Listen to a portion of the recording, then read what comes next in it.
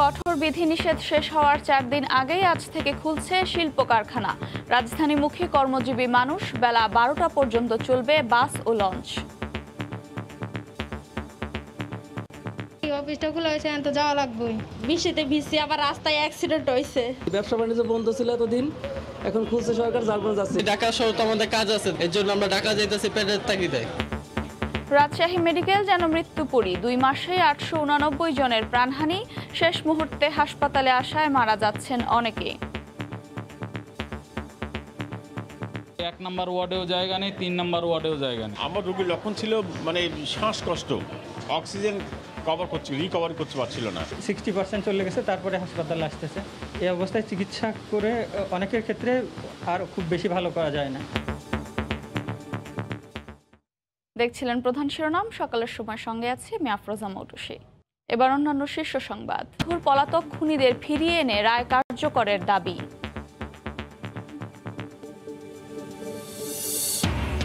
করোনাকালে সরকারি চাকরির সুযোগ হারিয়েছেন প্রায় 2 লাখ প্রত্যাশী। বয়সসীমা বাড়ানোর দাবি, সমন্বয় করে নতুন বিজ্ঞপ্তি প্রকাশের আশ্বাস।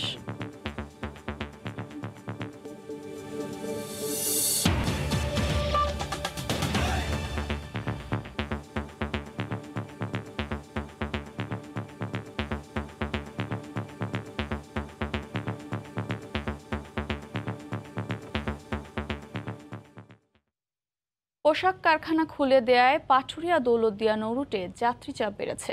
স্বাস্থ্যবিধি উপেক্ষা করেই লঞ্চ ও ফেরিতে পদ্মা পাড়ি দিচ্ছেন দক্ষিণ পশ্চিমাঞ্চলের মানুষ। বিস্তারিত জানাতে মানিকগঞ্জের পাটুরিয়া ঘাটে আছেন সহকর্মী ইউসুফ আলী। সরাসরি যাচ্ছি তার কাছে। ইউসুফ, পাটুরিয়া দৌলতদিয়া রোডে কিন্তু আজও যে শিল্প কারখানা খোলার বা যোগ দেওয়ার জন্য কিন্তু শ্রমিক এবং তার সাথে সংশ্লিষ্টরা কিন্তু ঢাকায় ছুটছে। সেই ক্ষেত্রে ভোর থেকে কিন্তু দেখছি যে পাটুরিয়া দৌলতদিয়া রোডে প্রত্যেকটা ফেরিতে কিন্তু কম বেশি যাত্রী পার হচ্ছে এবং তারা কিন্তু স্বাস্থ্যবিধি না মেনে কিন্তু স্বাস্থ্যবিধি তোয়াক্কা করে কিন্তু তারা যাচ্ছে। সরকারের কিন্তু একটি ঘোষণা রয়েছে যে রাতের থেকে বা কিন্তু গণপরিবহন খোলা রয়েছে, লঞ্চ চলাচল করছে। সেই ক্ষেত্রে পাটুরিয়া দৌলতদিয়া রোডে কিন্তু এই যে ঘোষণার পর থেকে কিন্তু গণপরিবহন আসতে শুরু করে এবং এই মুহূর্তে কিন্তু ঘাট এলাকাতে কমপক্ষে 2000 ছোট বড় যানবাহন রয়েছে এবং দীর্ঘ একটি যানজটের সৃষ্টি হয়েছে এবং সেই যানজটের কারণে কিন্তু গাড়ি লোড আনলোড কিছুই হতে পারছে না, যার জন্য আমরা কিন্তু সকালবেলাতে যারা এটা নিয়ে কাজ করবে দীর্ঘ যানজট নিরসনের জন্য তাদের কিন্তু তৎপর আমরা দেখছি না। অন্যদিকে এই ঘাট এলাকাতে কিন্তু বেশ যানবাহন এসেছে, গণপরিবহন এসেছে, যার জন্য শ্রমিকদের কিন্তু এখানে ছয় লাভ রয়েছে। কারোর মধ্যে কিন্তু স্বাস্থ্যবিধির কোনো বালাই নেই। ঘাট কর্তৃপক্ষ বলি আর প্রশাসনের লোক বলি, পুলিশ প্রশাসন বলি, কেউ কাউকে কিছুই বলছে না। এটা একটা যে অভয় আশ্রম তা কিন্তু সৃষ্টি হয়েছে ভাইরাস সংক্রমণের জন্য। অন্যদিকে পাটুরিয়া ঘাট এলাকাতে এবং পাটুরিয়া দৌলতদিয়া রোডে যে কয়টি ফেরি রয়েছে সব কয়টি ফেরি কিন্তু চালনা করছে ঘাট কর্তৃপক্ষ। বিআইডব্লিউটিসি কর্তৃপক্ষ যথারীতি চেষ্টা করছে যানবাহনকে পার করার জন্য। অর্থাৎ মানুষ কালকে দেখেছি আমরা ঢলের মতো মানুষ কাটা গাড়ি কাটা যানবাহনে পার হয়েছে এবং আজও কিন্তু কাটা যানবাহনের সংখ্যা কম রয়েছে। কিন্তু সেই ক্ষেত্রে কিন্তু পাটুরিয়া দৌলতদিয়া রোডে মোট 16টি ফেরির সবকটা ফেরিতে ঘাট কর্তৃপক্ষ চালাচ্ছে এবং সেই ক্ষেত্রে কিন্তু যারা যাত্রী তারা বলছে কিন্তু অতিরিক্ত ভাড়া আজও কিন্তু গরিবহর চালার পরেও নেওয়া হচ্ছে। এই ছিল আমার কাছে মোটুসি সর্বশেষ অবস্থা। মানিকগঞ্জের পাটুরিয়া ঘাট এলাকা থেকে এতক্ষণ সরাসরি যুক্ত ছিলেন সহকর্মী ইউসুফ আলী। এদিকে রাতেও পাটুরিয়া দৌলতদিয়া ও শিমুলিয়া বাংলা বাজার নৌরুটে ছিল ঢাকামুখী মানুষের চাপ। পায়ে হেঁটে পিকআপ ও কাভার্ড ভ্যানে করে ছোটেন গন্তব্যে। ঢাকামুখী মানুষের চাপ সামাল দিতে বেলা 12টা পর্যন্ত যাত্রীবাহী বাস ও লঞ্চ চলাচলের অনুমতি দিয়েছে সরকার। জেলা প্রতিনিধিদের পাঠানো তথ্য ছবি নিয়ে রিপোর্ট। দিনভর মানুষের ঢলের পর রাতেও পাটুরিয়া দৌলতদিয়া নৌরুটের ফেরিতে ভিড়। পাটুরিয়া ঘাটে ফেরি ভিড়তেই একের পর এক ফেরি থেকে নামছেন মানুষ। কারখানা খুলছে, তাই করোনা সংক্রমণের ঝুঁকি নিয়েই রাজধানীতে ফেরেন হাজার হাজার নারী পুরুষ ও শিশু। একই চিত্র শিমুলিয়া বাংলাবাজার নৌরুটেও, যাত্রীতে পূর্ণ প্রতিটি ফেরি। 9টা বাজে সময় রওনা দিলাম, এখান থেকে আস্তে আস্তে আমার পড়া আর কি অনেকটা দুর্গতি আর কি পয়দা হয়েছে। 2 দিন আগে বলতো যে আপনারা কর্মস্থলে আসবেন, তাহলে আমরা মনে করেন যে ওই প্রস্তুতি নিয়ে আসতাম। রাজধানীর প্রবেশমুখগুলোতে রাতেও দেখা যায় পায়ে হাঁটা মানুষের দীর্ঘ সারি। গণপরিবহন না থাকায় কর্মস্থলে যোগ দিতে আসা শিল্প শ্রমিকদের ভোগান্তির শেষ নেই। দূরপথের যাত্রীরা কয়েক গুণ বেশি ভাড়াতেই রওনা দেন। শেষ পর্যন্ত শনিবার রাতে গণপরিবহন চালুর সিদ্ধান্ত আসে সরকারের পক্ষ থেকে। ঢাকামুখী যাত্রীদের সুবিধার্থে রোববার বেলা 12টা পর্যন্ত গণপরিবহন চলবে। রাস্তায় কোনো গাড়ি ঘোড়া নাই, ভেঙে ভেঙে আসলাম, আমাদের আসতে লাগে 1000 টাকা, সেখানে 3000 টাকা খরচ হয়েছে। আমাদের অনেক হয়রানি করলো, বাচ্চা কাচ্চা নিয়ে আমাদের আসতে অনেক কষ্ট হয়েছে। সিএনজি, তারপরে অটো রিক্সা, যেভাবে পারছে ওইভাবে। রোববার থেকে শিল্প কলকারখানা চালু রাখার অনুমতি দিয়ে শুক্রবার প্রজ্ঞাপন জারি করে প্রশাসন। এরপর থেকে এবারে ঢাকামুখী মানুষের চাপ। আহসানুল করিম, সময় সংবাদ। পোশাক সহ রপ্তানিমুখী শিল্প কারখানা খুলে দেয়ায় কাজে যোগ দিয়েছেন শ্রমিকরা। এই মুহূর্তে সাভারের বাইপাইলে আছেন সহকর্মী মোজাফফর হোসাইন জয়। সরাসরি যাচ্ছি তার কাছে। জয়, মৌটুসী, আপনি যেমনটি বলছিলেন, এই মুহূর্তে কিন্তু সাভারের সব মহাসড়ক সব স্থানেই প্রচন্ড পরিমাণে যানবাহনের চাপ রয়েছে। সেই সাথে এখানে কিন্তু মানুষের ভিড়ও লক্ষ্য করা যাচ্ছে। এখানে উপচে পড়া ভিড় রয়েছে সাধারণ মানুষের। আমরা সকাল থেকে যেটি দেখেছি যে রাত ভর কিন্তু শিল্পাঞ্চলের শ্রমিকরা যেভাবে পেরেছে সেইভাবেই সাভার হয়ে ঢাকা এবং সাভারে প্রবেশ করেছে। এবং একই সাথে আমরা যেটি দেখেছি সেটি হচ্ছে যে অনেক নিকটবর্তী যে দূরত্ব জেলাগুলো রয়েছে, যেমন ধরেন শেরপুর বা সিরাজগঞ্জ অথবা আপনার গোপালগঞ্জ, মানিকগঞ্জ, এই সমস্ত জেলাগুলো থেকে লোকাল পরিবহনে করে শ্রমিকরা বাসে করে রাত্রির বেলা সাভারে পৌঁছেছে। অনেকে দেখেছি খুব ভোরে লোকাল বাসে করেই তারা পৌঁছেছে। আবার অনেকে দেখেছি পায়ে হেঁটেই ব্যাগ সহ হাতে ব্যাগ সহ বিভিন্ন কাপড় চোপড় সহই তারা কারখানাতে শিল্প কারখানাতে প্রবেশ করছেন। তাদের কাছে জিজ্ঞেস করেছিলাম, আপনারা যে আপনাদের হাতে যে বড় বড় ব্যাগ রয়েছে এগুলো নিয়ে কারখানাতে কেন যাচ্ছেন? তখন তারা বলল যে আমাদের হাতে সময় নেই, আমাদের 7টার মধ্যেই কারখানাতে প্রবেশ করতে হবে, নতুবা আমাদের হাজিরা বোনাস কাটা যাবে। তাই আমরা পরিশ্রান্ত ক্লান্ত হলেও আমরা কারখানাতেই যোগ দিচ্ছি, আগে হাজিরা বোনাস যাতে কাটা না যায় এর জন্য। আর সেই সাথে কিন্তু এখানে লোকাল পরিবহনের যে একটা ব্যাপার, সেটি হচ্ছে যে পর্যাপ্ত পরিমাণে লোকাল পরিবহন রয়েছে থাকলেও এখানকার যে সাধারণ জনগণ তারা কিন্তু অনেকেই বসে আছেন। কারণ হচ্ছে যে অতিরিক্ত ভাড়া যাচ্ছে। আপনাকে যদি বলতে চাই তাহলে এখানকার যে সাধারণ জনগণ, গার্মেন্টস শ্রমিক বা সাধারণ পেশাজীবী মানুষ যারা বিশেষ করে গার্মেন্টস শ্রমিক, তারা দূর দূরান্তে টঙ্গী অথবা রাজধানীতে যাওয়ার জন্য লোকাল পরিবহনে করে যাবে এমনটি প্রত্যাশা ছিল। কিন্তু এই বাইপাইল পর্যন্ত এসে তাদের হাতে টাকা শেষ হয়ে যাওয়ায় এবং এখান থেকে আব্দুল্লাহপুরের ভাড়ায় এই পরিবহনগুলো হাঁকাচ্ছে 100 টাকা থেকে 200 টাকা, যার ফলে অনেকেরই কিন্তু সেই সাধ্য নেই যে তারা নির্দিষ্ট গন্তব্যে পৌঁছবে। তাই অনেককেই দেখা গেছে যে রাজধানীমুখী হেঁটেই যাতায়াত শুরু করতে। আর অতিরিক্ত ভাড়ার কারণেই এখানে জনদুর্ভোগের সৃষ্টি হয়েছে। মূলত সরকারের যে সিদ্ধান্ত, সেই সিদ্ধান্ত অনুযায়ী লকডাউন থাকলেও বিজিএমই সিদ্ধান্ত অনুযায়ী আজকে থেকেই গার্মেন্টসগুলো খুলে যাওয়ায় প্রকৃতপক্ষে এখানকার যে গার্মেন্টস শ্রমিকরা রয়েছে তারা অত্যন্ত দুর্ভোগে পড়েছেন বলে আমাদেরকে জানিয়েছে। তো মৌটুসী, সাভারের বাইপাইল ত্রিমোড় থেকে এই ছিল আমার কাছে সর্বশেষ। পোশাক সহ শিল্প কারখানা খুলে দেয়ায় কাজে যোগ দিয়েছেন শ্রমিকরা। সাভার থেকে সরাসরি যুক্ত হয়ে সে খবর জানাচ্ছিলেন সহকর্মী মোজাফফর হোসাইন জয়। 1-2 দিনের মধ্যে অ্যাস্ট্রাজেনেকার দ্বিতীয় ডোজ দেয়া হতে পারে বলে জানিয়েছেন স্বাস্থ্যমন্ত্রী। কোভ্যাক্সের মাধ্যমে গতকাল বিকেলে জাপান থেকে দ্বিতীয় দফায় প্রায় 8 লাখ টিকা আসার পর তিনি একথা জানান। এদিকে 7 আগস্ট থেকে ইউনিয়ন পর্যায়ে প্রায় 13,800 বুথের মাধ্যমে টিকাদান শুরু হবে। একই সময় প্রবাসী ও বিদেশগামী শিক্ষার্থী সহ করোনাকালীন নানা সমস্যা সমাধানে কার্যকর পদক্ষেপ নেওয়া হয়েছে বলে জানান পররাষ্ট্রমন্ত্রী। শনিবার বিকেলে জাপান থেকে অ্যাস্ট্রাজেনেকা দ্বিতীয় চালান নিয়ে হযরত শাহজালাল আন্তর্জাতিক বিমানবন্দরে এসে পৌঁছায় ক্যাথে প্যাসিফিক এয়ারওয়েজের বিমান। কোভ্যাক্সের আওতায় 7,81,320 ডোজ টিকা গ্রহণ করেন পররাষ্ট্রমন্ত্রী ডক্টর এ.কে আব্দুল মোমেন, স্বাস্থ্যমন্ত্রী জাহিদ মালেক। উপস্থিত ছিলেন দেশে নিযুক্ত জাপানিজ রাষ্ট্রদূত নাওকি ইউতো। পরে বিমানবন্দরে সংবাদ সম্মেলনে নাওকি ইউতো জানান, অ্যাস্ট্রাজেনেকার দ্বিতীয় ডোজ না পাওয়া 15 লাখ মানুষের জন্যই মোট 30 লাখ ডোজ পাঠাবে জাপান। 15 লক্ষ মানুষ এই অ্যাস্ট্রাজেনেকা টিকার জন্য অপেক্ষা করছে। আমরা মোট 30 লক্ষ পর্যন্ত টিকা বাংলাদেশকে দিব। স্বাস্থ্যমন্ত্রী জানান, 2 দফায় জাপান থেকে আসা 10 লাখের বেশি অ্যাস্ট্রাজেনেকা 2-1 দিনের মধ্যেই দেয়া শুরু হবে। এ পর্যন্ত দেশে 4 ধরনের প্রায় 2,39 লাখ টিকা পৌঁছেছে বলেও জানান মন্ত্রী। আগামীকাল পরশু থেকেই অ্যাস্ট্রাজেনেকা টিকা দেওয়া শুরু করব দ্বিতীয় ডোজ যারা পায়নি তাদের জন্য। 1,30 লক্ষ আমরা দিয়ে ফেলেছি। অবশিষ্ট 1,21,89,000 টিকা আমাদের হাতে আছে। মন্ত্রী আরও জানান, প্রতি সপ্তাহে 1 কোটি ডোজ প্রয়োগের লক্ষ্যমাত্রা নিয়ে 7 আগস্ট থেকে প্রায় 13,800 বুথের মাধ্যমে ইউনিয়ন পর্যায়ে টিকাদান শুরু হবে।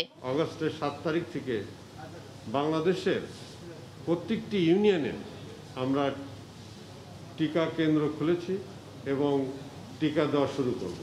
1 সপ্তাহ ব্যাপী একটা কার্যক্রম, এর মধ্যে প্রায় 1 কোটিরও বেশি টিকা আমরা দিতে সক্ষম হব।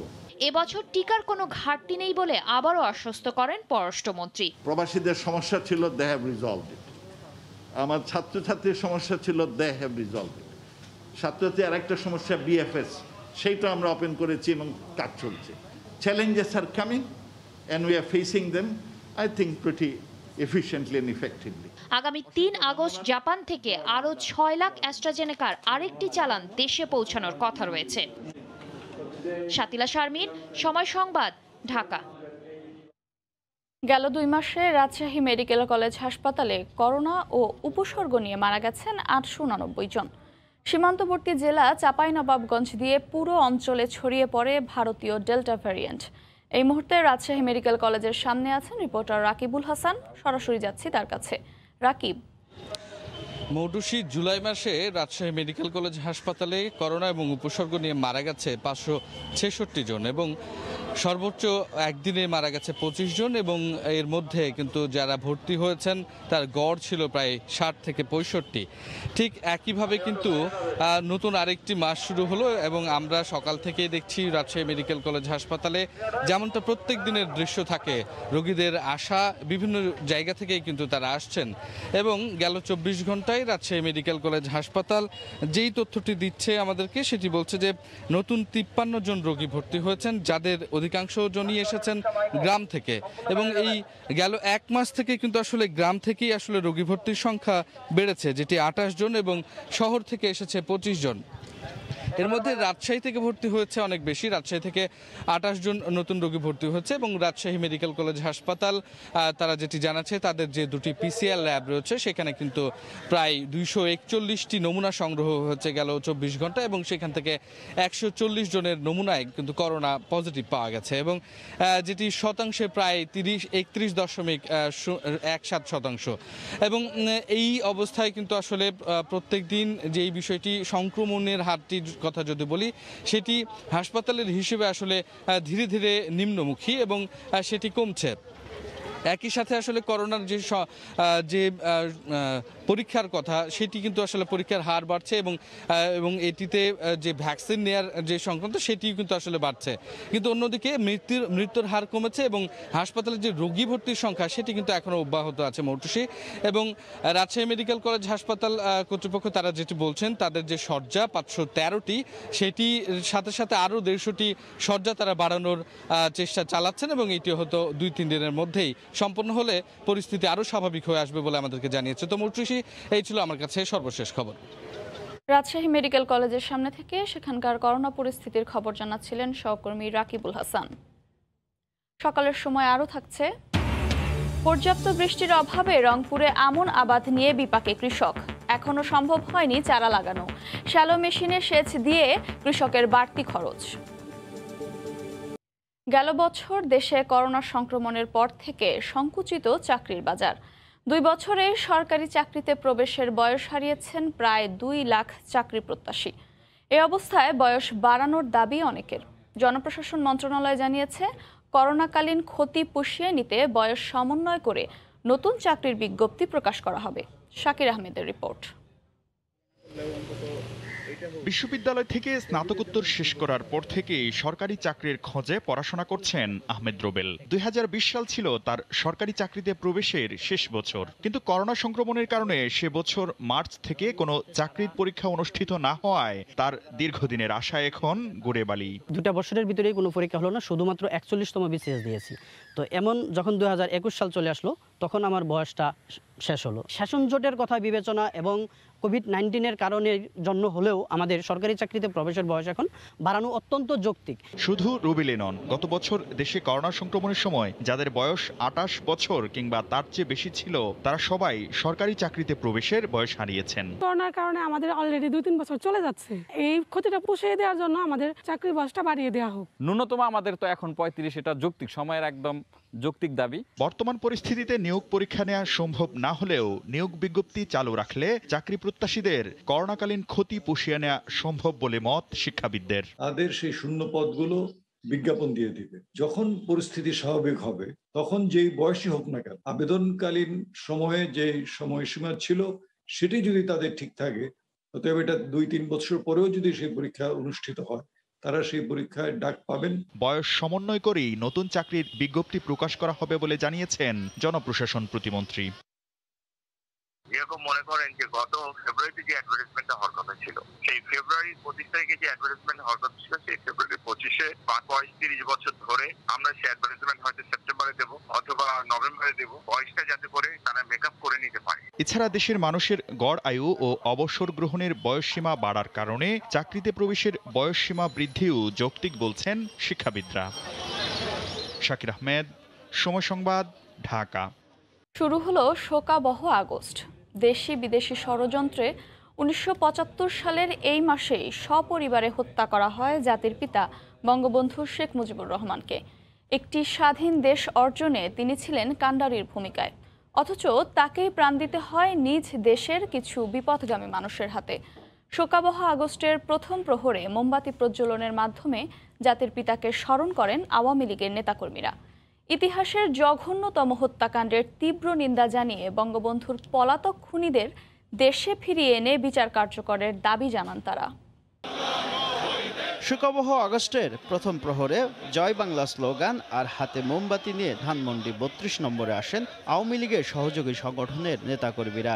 রাত 12:01 বঙ্গবন্ধুর প্রতিকৃতির সামনে মোমবাতি জ্বালিয়ে শ্রদ্ধা নিবেদন করেন নেতাকর্মীরা। শ্রদ্ধা নিবেদন শেষে ইতিহাসের জঘন্যতম হত্যাকাণ্ডের তীব্র নিন্দা জানান তারা। আমাদের জাতির পিতাকে, জাতির পিতার সপরিবারকে যারা হত্যা করেছে তাদের বিরুদ্ধে আমরা প্রতিবাদ করতে এসেছি। 71-এ যারা মুক্তিযুদ্ধে পরাজিত হয়েছিল তারা এবং তাদের দোসররাই সেই দিন জাতির জনক বঙ্গবন্ধুকে হত্যা করেছে। অধিকাংশ খুনির বিচারের রায় কার্যকর হয়েছে। যারা বাকি আছে তাদেরকে অবিলম্বে গ্রেপ্তার করে তাদের ফাঁসির রায় কার্যকর করতে হবে। একই সময়ে মোমবাতি জ্বালিয়ে শ্রদ্ধা নিবেদন করেন ছাত্রলীগের কেন্দ্রীয় নেতারা। করোনার কারণে এবার সীমিত পরিসরে স্বাস্থ্যবিধি মেনে মাসব্যাপী নানা কর্মসূচি পালন করবে আওয়ামী লীগ ও এর সহযোগী সংগঠনগুলো। শুভ খান, সময় সংবাদ, ঢাকা। রংপুরে ভরা বর্ষায় সেচ সংকটে পড়েছে রোপা আমনের আবাদ। এখন পর্যন্ত 30 ভাগ জমিতেও চারা লাগাতে পারেনি কৃষক। পর্যাপ্ত বৃষ্টি না হওয়ায় শ্যালো মেশিন দিয়ে সেচের বন্দোবস্ত করতে গিয়ে বাড়তি খরচের বোঝা টানতে হচ্ছে কৃষককে। রতন সরকারের রিপোর্ট, ছবি তুলেছেন তারিকুল ইসলাম। শ্যালো মেশিনে টানা 4-5 ঘন্টা পানি সেচে 24% এক খণ্ড জমি হাল চাষ দিয়ে চারা রোপণের জন্য তৈরি করতে বাড়তি ব্যয় হচ্ছে। প্রতি ঘন্টার জন্য কৃষককে গুনতে হচ্ছে 100 টাকা, অথচ এখন ভরা বর্ষাকাল। সঙ্গতি আছে এমন কৃষকেরা ডিজেল বা বিদ্যুৎ খরচ করে জমি তৈরি করে চারা রোপণ করতে পারছে, কিন্তু সামর্থ্যহীন কৃষকের জমি পড়ে আছে। পানি তো একবার দিলে হয় না, বারবার দেওয়া লাগে। যে রোদ, যে পানি থাকতেছে না, জমি বৃষ্টি নাই। কৃষির দাম বেশি, পানির খরচ, বিরাট সমস্যা পড়ে গেছে কৃষক। 100 টাকা ঘন্টা 5 ঘন্টা পানি লাগলে 500 টাকা। খালের পানিতে পাটের জাগ দিয়েছে একদল কৃষক। ক্ষেত থেকে কেটে আনা কাঁচা পাটের স্তূপ ফেলে রেখে অপেক্ষায় আছে আরেক দল পাট চাষি। জল ও জলাশয়ের সংকটে অর্ধেক পাট পচানো যায়নি এখনো। এই পাট নিয়ে যাইতে হচ্ছে অন্য পুকুরে, এখান থেকে 2 কিলো 3 কিলো, সেখানে আবার কেরিং খরচ 500 700 800 টাকা। পাটের অবস্থা তো প্রোডাকশন ভালো হয়েছে, পানির জায়গা নাই, বৃষ্টি নাই, পাট কেটে কি করবে ভাই, খাল পাকা শুকান।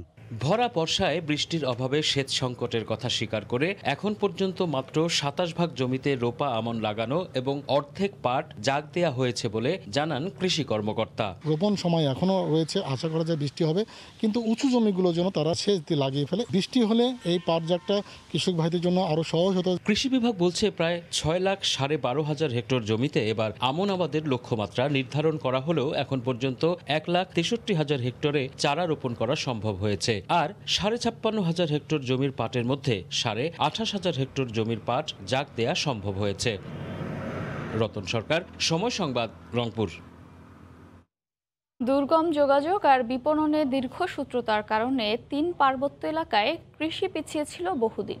তবে এখন দিন বদলেছে। সরকারি পৃষ্ঠপোষকতায় হয়েছে নতুন সড়ক ও অবকাঠামো, আর তাতেই কৃষিতে সাফল্য এসেছে পাহাড়ি জনপদে। কামরুজ্জামান মামুনের প্রতিবেদন, ক্যামেরায় ছিলেন বাবুল হোসেন।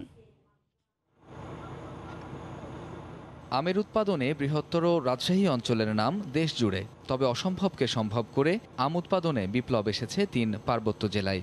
দেশে সবচেয়ে দামি আম মিয়াজাকি বা সূর্যডিমের ফলনও এ পাহাড়েই। 3 পার্বত্য জেলায় চলতি বছর 13,500 হেক্টর পাহাড়ি টিলায় ফলেছে আম, আর উৎপাদন লক্ষ্যমাত্রা 1.5 লাখ মেট্রিক টন। শুধু আমি নয়, সুস্বাদু ড্রাগন চাষেও সফলতার গল্প পাহাড়ি জনপদে। এমনই একজন ফ্ল্যাশিমং চৌধুরী। উচ্চশিক্ষা শেষ করে হয়েছেন উদ্যোক্তা। 40 একর পাহাড়ে ফলিয়েছেন 60 প্রজাতির দেশি বিদেশি আমসহ আরও নানা ধরনের ফল। এছাড়াও এলাচ, কাজু বাদাম সহ শতাধিক ফল ও উৎপাদিত পণ্যেও পাল্টে যাচ্ছে অর্থনীতি ও স্থানীয়দের জীবনমান। পার্বত্য অঞ্চলে কিন্তু বলতে গেলে আপনার অনেকগুলো কিন্তু অনাবাদী জমি আছে। এগুলো যদি সরকারি সহযোগিতা পৃষ্ঠপোষকতায় যদি আপনার ফলজ বাগান যদি করা যায়, তাহলে কিন্তু আমরা কিন্তু আপনার বাংলাদেশের চাহিদা মিটিয়ে কিন্তু বিদেশে রপ্তানি করে কিন্তু আমরা বৈদেশিক মুদ্রা আয় করতে পারি। দুর্গম যোগাযোগে বিপণনের সুব্যবস্থা না থাকায় যে পাহাড় পিছিয়ে ছিল এতদিন, গেল 10 বছরে সেখানে সংস্কার ও নির্মাণ হয়েছে 500 কিলোমিটার সড়ক। এখন সামনে কেবল সোনালী দিনের হাতছানি। রাস্তাঘাট হয়ে গেছে, এখন আগের মতন আর কোনো কষ্ট করতে হয় না, এখন তো জায়গাতে গাড়ি পাচ্ছি। পার্বত্য চট্টগ্রামের পাহাড় খুবই উর্বর মাটি। শুধুমাত্র আম, আনারস নয়, এখানে কমলার চাষ হচ্ছে, মালতার প্রচুর উৎপাদন হচ্ছে, যেটা বাইরে যাচ্ছে এখন। 10 বছর আগেও কিন্তু এত প্রোডাকশন ছিল না। হ্যাঁ, এগ্রিকালচারে একটা বুস্ট হয়েছে, প্রোডাকশনটা এত বেশি যে এখানে যদি আমরা একটা কোল্ড স্টোরেজ বা একটা ফ্রুটস প্রসেসিং প্ল্যান্ট করতে পারতাম, সেটা আরও বেটার হতো। শুধু ফলই নয়, কৃষি বিভাগের তথ্য মতে 1 দশকে রাঙামাটিতে ধানের উৎপাদন বেড়েছে 6.8 ভাগ, আর বান্দরবানে খাদ্যশস্যের উৎপাদন বেড়েছে 10 লাখ মেট্রিক টন। কামরুজ্জামান মামুন, সময় সংবাদ, বান্দরবান। মালয়েশিয়ায় করোনায় আক্রান্তের সংখ্যা 11 লাখ ছাড়িয়েছে। মারা গেছে 9,000-এর বেশি মানুষ। প্রতিদিনই মৃত্যু আতঙ্কের সঙ্গে লড়তে হচ্ছে দেশটিতে বসবাসরত প্রবাসী বাংলাদেশিদের। এছাড়া কর্মহীন হয়ে জীবনযাপনের কঠিন সংকটের মুখোমুখি কমবেশি সবাই। দেউলিয়া হয়ে মালয়েশিয়া ছাড়ছেন অনেকে। কুয়ালালামপুর থেকে মোহাম্মদ আব্দুল কাদেরের রিপোর্ট। করোনা মহামারী এখনও বিশ্বজুড়ে তাণ্ডব চালিয়ে যাচ্ছে। দক্ষিণ পূর্ব এশিয়ার দেশ মালয়েশিয়াও এর ব্যতিক্রম নয়। করোনা নিয়ন্ত্রণে প্রশাসনের কঠোর নজরদারির মধ্যে চলছে রাজনৈতিক অস্থিরতা। তার মধ্যেই দেশটিতে মহামারী করোনা ভাইরাসে নতুন আক্রান্তের সংখ্যা প্রতিদিনই রেকর্ড ভাঙছে। সেই সঙ্গে বাড়ছে দৈনিক মৃত্যুর সংখ্যাও। করোনার ভয়াল থাবায় বাংলাদেশ কমিউনিটিতেও মারা যাচ্ছেন অনেকে। মালয়েশিয়া বর্তমানে মৃত্যুর সংখ্যা অনেক বেশি, এবং কি আমাদের অনেক বাংলাদেশীয় মৃত্যু এই করোনাতে অনেক মারা গেছে। এখন বেশিরভাগ লোকজনই কাজ কাম নাই, অনেক কিছু নাই, তারা এখন বাড়ি ঘরে যাওয়ার চিন্তা ভাবনাই বেশি।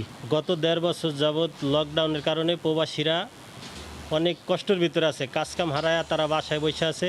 মালয়েশিয়াতে যারা বসবাস করছে, বাংলাদেশি যারা আছি আমরা, তাদের খুবই খাদ্য সংকটপন্ন আমাদের চলাফেরার অবস্থা বেশি একটা ভালো না। মহামারীতে বিগত 1.5 বছরে পুঁজি হারিয়ে নিঃস্ব হয়েছেন অনেক প্রবাসী ব্যবসায়ী। যারা টিকে থাকার চেষ্টা করছেন তারাও বিপুল দেনায় রয়েছেন। দোকান ভাড়াসহ অন্যান্য খরচ চালাতে হিমশিম খেতে হচ্ছে। বাধ্য হয়ে অনেকেই ব্যবসা গুটিয়ে ফিরছেন দেশে। যারা ব্যবসায়ী আছে আমাদের বাংলাদেশি এবং অন্যান্য ব্যবসায়ী যারা আছে অনেক কঠিন সময় পার করছে।